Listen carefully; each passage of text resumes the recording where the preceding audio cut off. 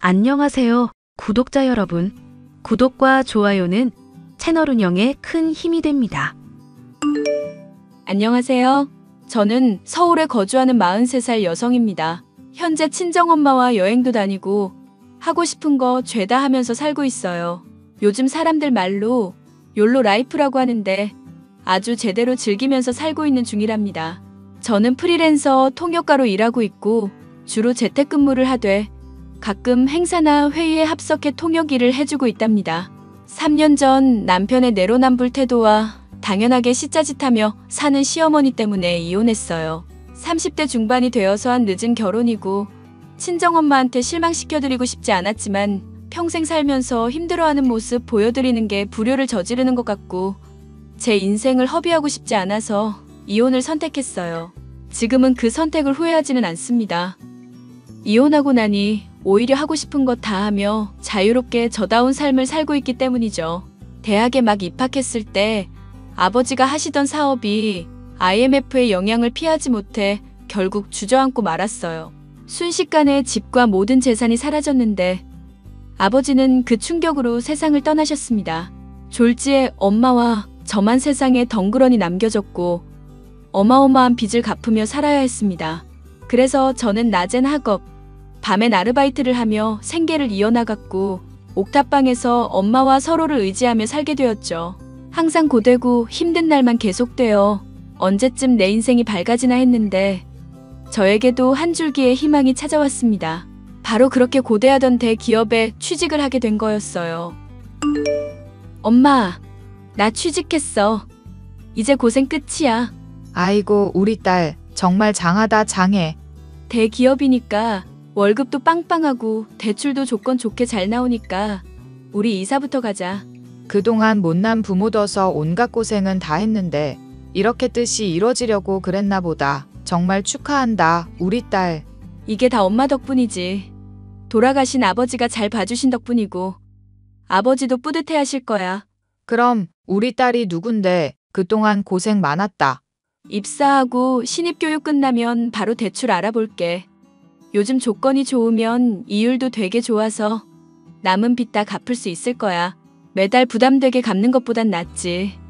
우리 새 출발하자. 그래야지. 너랑 나랑 고생한 거 생각하면 눈물이 앞을 가린다. 많이도 힘들었지.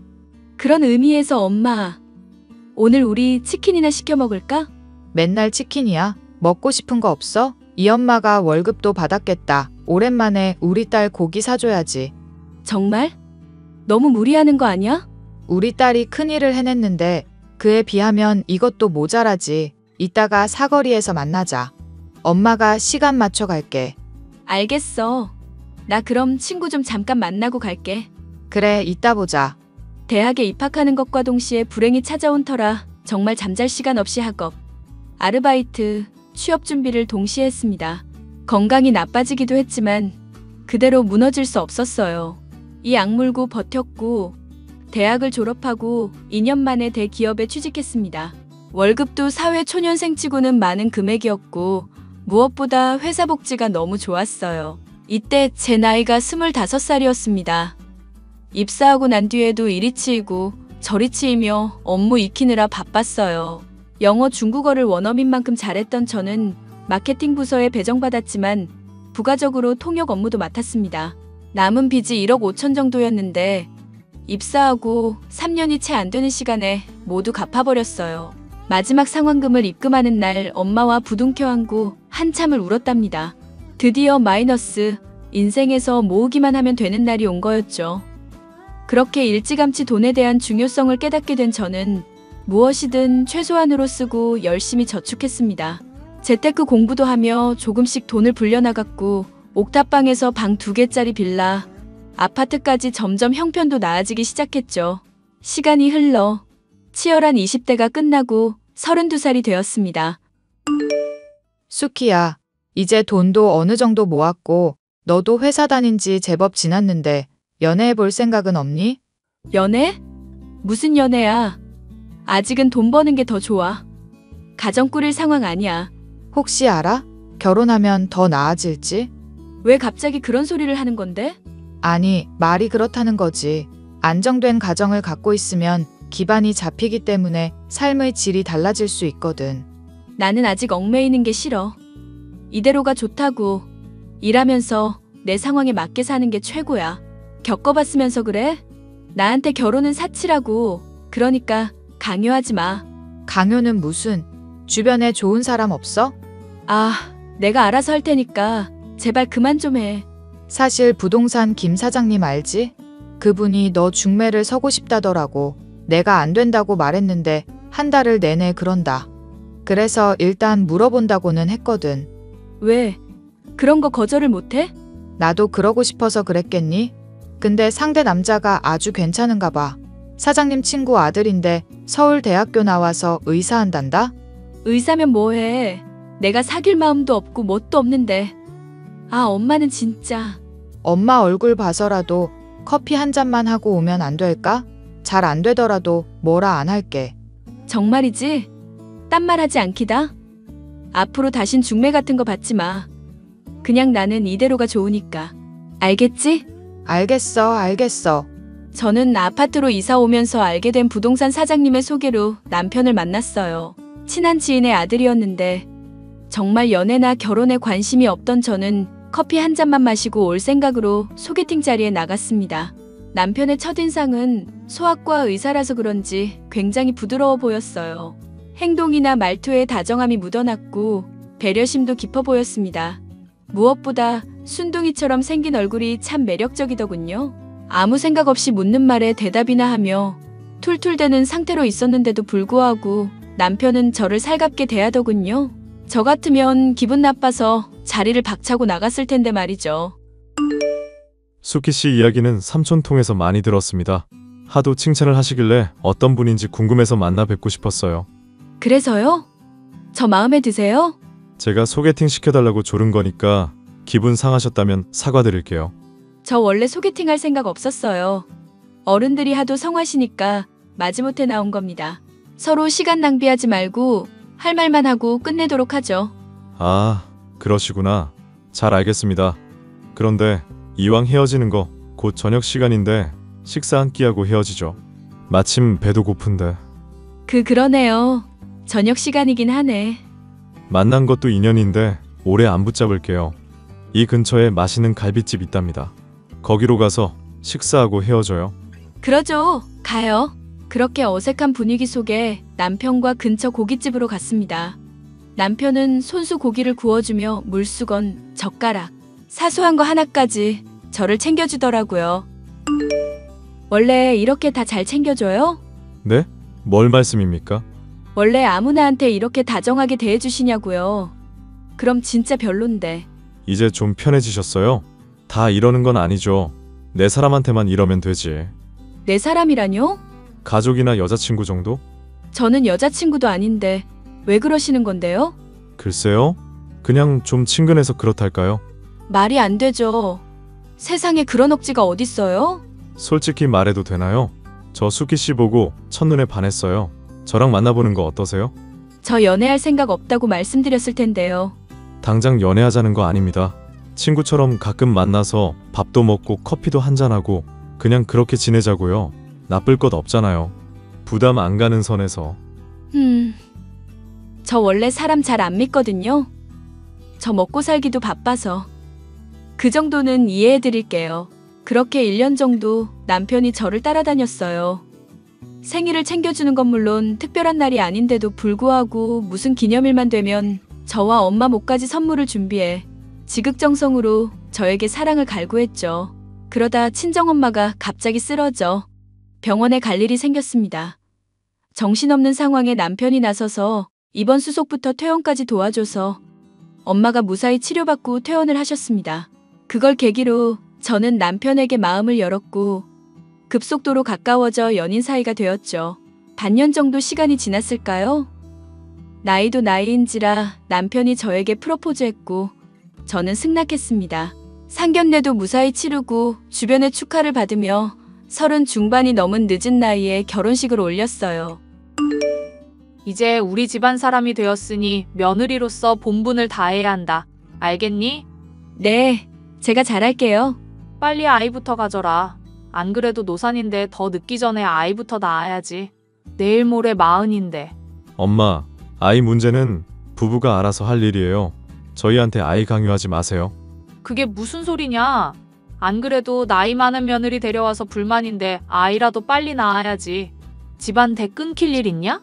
어머니, 걱정하지 마세요. 저희가 노력할게요. 네? 당신 가만히 좀 있어봐. 엄마, 그런 거 강요하면 더 스트레스 받아요. 안 그래도 마음 편히 먹어야 하는데 엄마까지 그러면 우리 엄청 부담 간다고요. 참나. 별게 다 부담이네.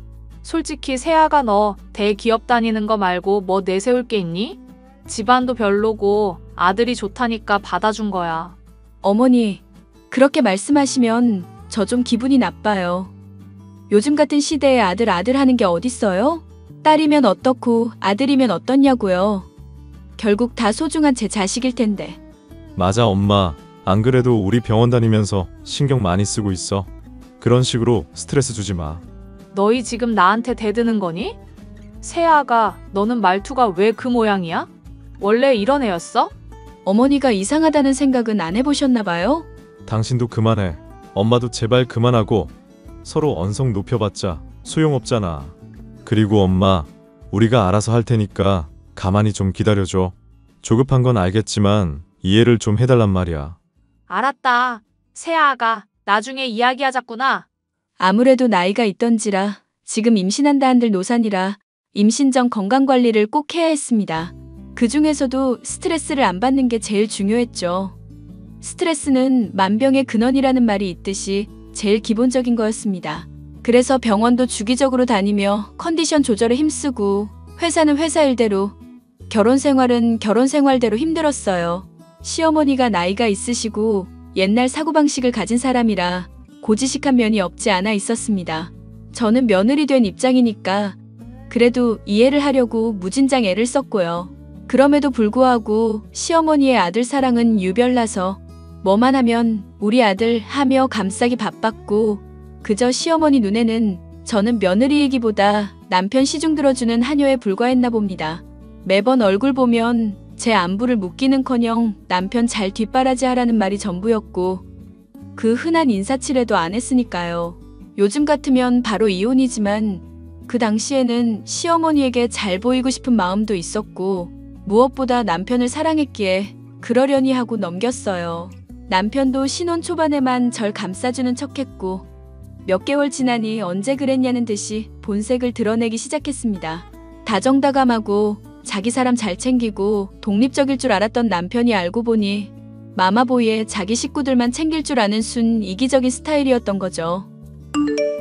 당신, 나 할 말이 있는데 이제부터 엄마 용돈 좀 드릴까 해. 용돈? 얼마나 드리게?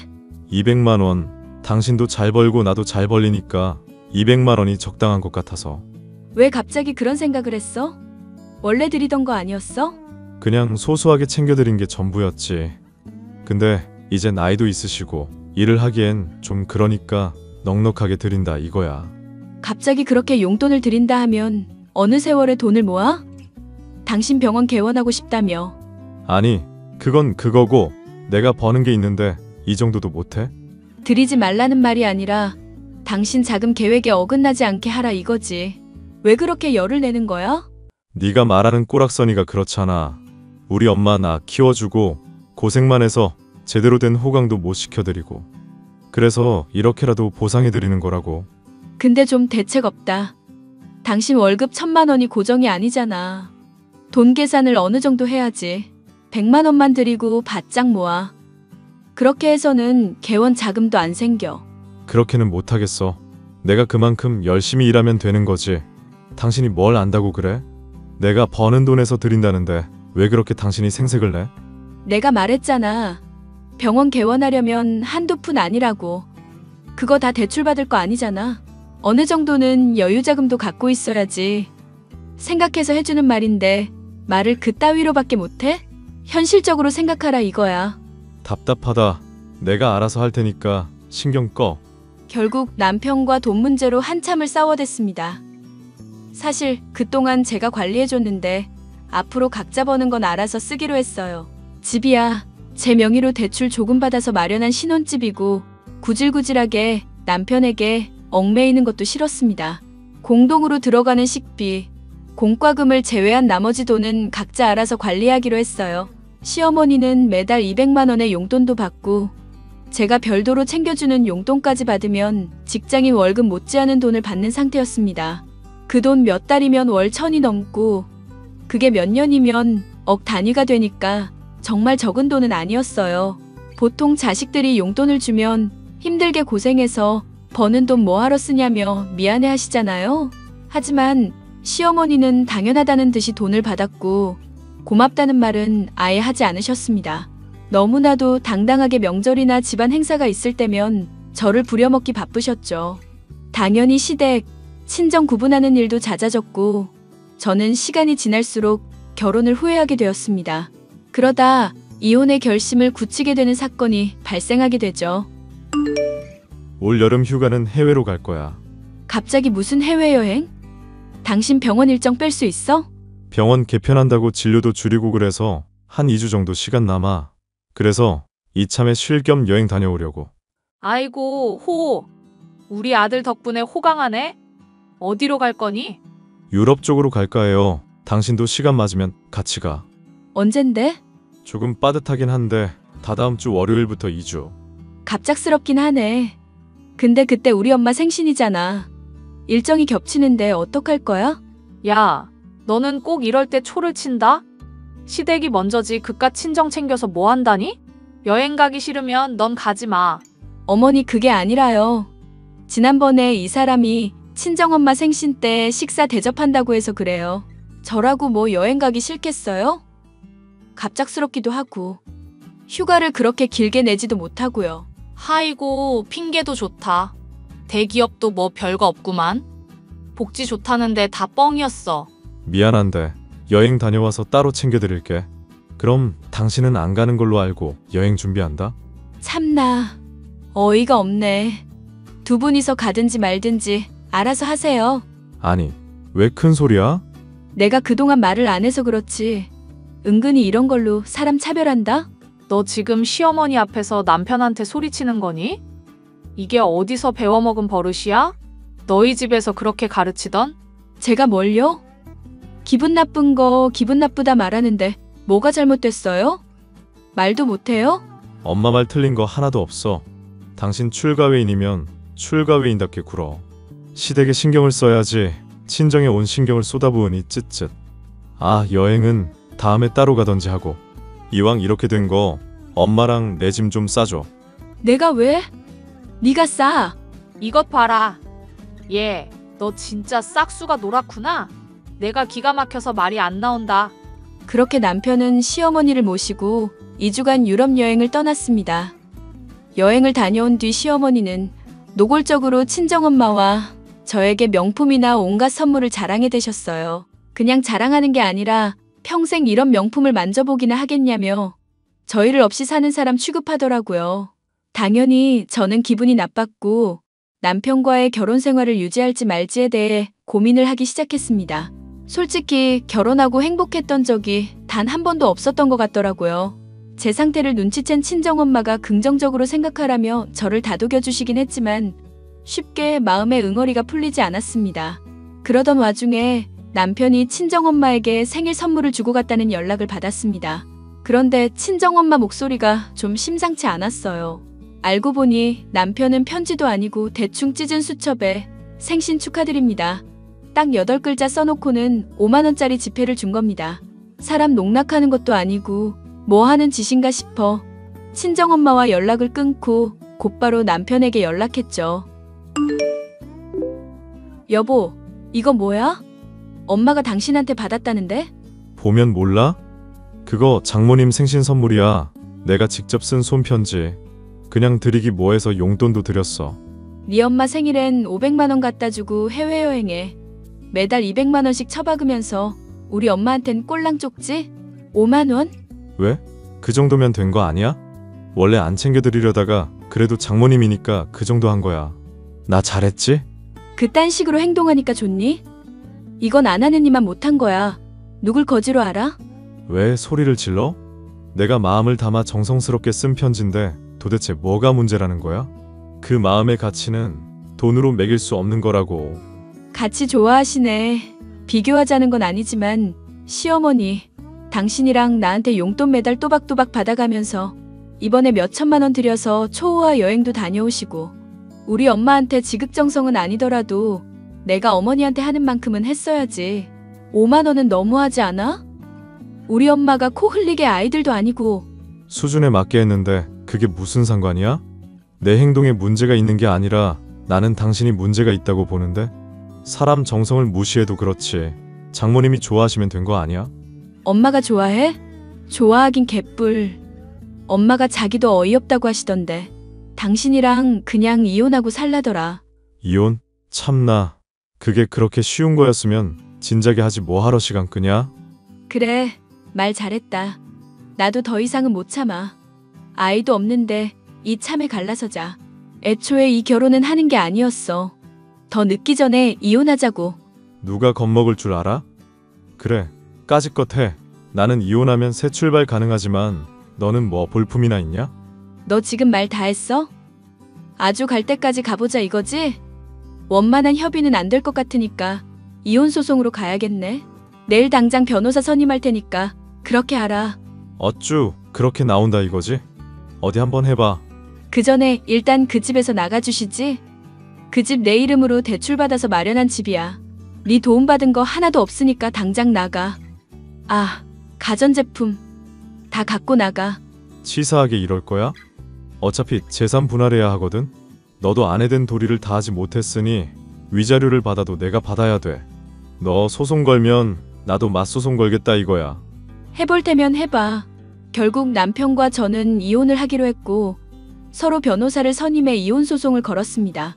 시어머니는 저에게 아이도 못 낳는 년이라며 욕하기 일쑤였고 그마저도 저는 모두 다 녹음해버렸어요.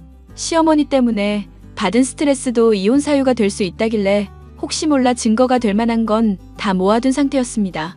저는 산부인과 검사 결과지, 그동안 시어머니에게 보내드린 용돈 이체 내역 등등 모든 증거를 제출했어요. 반면에 남편은 재산 분할을 운운하며 나름대로 이것저것 한참을 따지더니 실속도 못 챙기게 되었고요.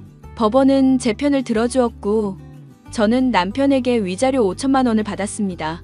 그리고 시어머니 상대로 정신적 손해배상을 청구하는 소송도 걸었는데 이 과정에서 폭행을 당했어요. 도저히 분해서 못 참겠다며 재판을 끝내고 나오는데 제 머리채를 잡고 주먹으로 저를 가격하시더라고요. 곧바로 경찰에 신고해 시어머니를 폭행죄로 고소했지만 합의금 1,000만 원 더 받는 조건으로 마무리 지었습니다. 이혼하면서 남편과 시어머니에게 1억 가까이 되는 돈을 받으니 후련한 건 아니지만 이제 정말 끝났다 싶더라고요. 엄마, 우리 여행 다니자. 나 회사 관뒀어. 뭐, 그 힘들게 들어간 회사를 왜 그만둔 건데? 아깝지 않아? 어차피 내가 회사에 계속 있으리라는 보장도 없고 경력도 쌓고 벌만큼 벌었으니 이젠 나도 내일 하면서 살아보게. 그래, 네가 다 뜻이 있겠다마는. 그래도 힘들게 고생해서 들어간 회사인데. 걱정 마. 엄마 나 이래봬도 능력 있다니까? 회사에서 통역 업무했던 경력 무시 못해. 이미 프리랜서 계약까지 마쳤어. 정말? 그건 다행이다. 근데 갑자기 무슨 여행이야? 그냥 그동안 우리가 너무 치열하게 살기도 했고 뒤돌아보니 마음 편히 쉬었던 적도 없던 것 같아서 말이지. 그건 그렇네. 어디로 여행 가고 싶니? 글쎄, 우리 해외부터 가보자. 엄마 예전부터 하와이 가고 싶어 했잖아. 우리 거기서 실컷 쉬다 오자. 좋지. 살다 보니 우리 딸이랑 해외여행을 다 가보네. 나도 좋아. 우리 앞으로 이렇게 여행 자주 다니면서 즐겁게 살자. 우리 딸이 좋다고 하는 거면 이 엄마도 뭐가 됐든 좋다. 우리 딸 새 출발을 위해. 그렇게 저는 남편과 이혼을 한 뒤 과감히 회사를 그만두었습니다. 솔직히 악착같이 모은답시고 최대한 아끼면서 10년 이상을 근무하니 꽤 많은 돈을 모았더라고요. 신혼집 사면서 받았던 대출도 이혼하고서는 그 집 팔아서 모두 갚아버렸어요. 집값이 워낙 많이 올랐던 데다 팔고 대출금을 갚고 했는데도 2억 정도가 남더라고요. 그동안 모은 돈까지 합하면 대략 10억 정도니까 앞으로 재테크만 잘하면 여자 혼자 먹고 사는데 지장은 없을 것 같았습니다. 저는 친정엄마를 모시고 국내, 해외 할 것 없이 틈틈이 여행을 다니기로 했어요. 프리랜서 통역가로 활동하기 시작했고 벌이도 더 많아지고 시간적인 여유도 많아지니 마음의 여유도 생겼고요. 또 하나의 꿈이 생겼다면 언젠가 친정엄마와 여행 다닌 기록을 모아 책으로 엮어내는 게 제 바람입니다. 이혼이 흠도 아니고 우울해하지 말라는 법도 없는데 저희 모녀에게 기적과도 같은 일이 찾아왔어요. 바로 예전에 살던 방 2칸짜리 허름한 빌라가 재개발이 되면서 저희가 보상금을 받게 된 겁니다. 친정엄마가 그동안 동고동락해오면서 그 집이 하도 눈에 밟혀서 조금 무리해서 구매를 하셨는데 당시 구매 금액보다 7배 정도 되는 금액을 보상받은 거였죠. 이 소식을 어떻게 들었는지 남편이라는 놈은 병원 개원에 도움 좀 달라며 매일같이 찾아오고요. 당연히 매몰차게 대했고 모든 연락처를 차단해버렸답니다. 3번째로 찾아왔을 땐 소금까지 뿌려가며 한 번 더 찾아오면 스토킹으로 신고해버린다고 소리쳤어요. 그랬더니 그 뒤로는 찾아오지도 않고 연락도 안 합니다. 아마 자기 주제 파악을 했던 거겠죠. 저는 여전히 친정엄마와 행복하고 즐거운 일상을 보내고 있고 앞으로도 그럴 겁니다. 제 이혼 사연은 여기까지입니다. 사람은 제 분수에 맞게 살아야 하고 그 이상의 것을 원하면 당연히 그만큼 노력을 해야 한다고 생각해요. 노력조차 하지 않는 사람에게 합당한 보상이 없는 건 당연한 겁니다. 지금쯤 땅을 치고 후회하고 있을 그 사람들에게 한마디 하자면 네 주제를 알아라 라고 하고 싶네요. 제 사연 들어주셔서 감사드리고 저는 여기서 물러나도록 하겠습니다.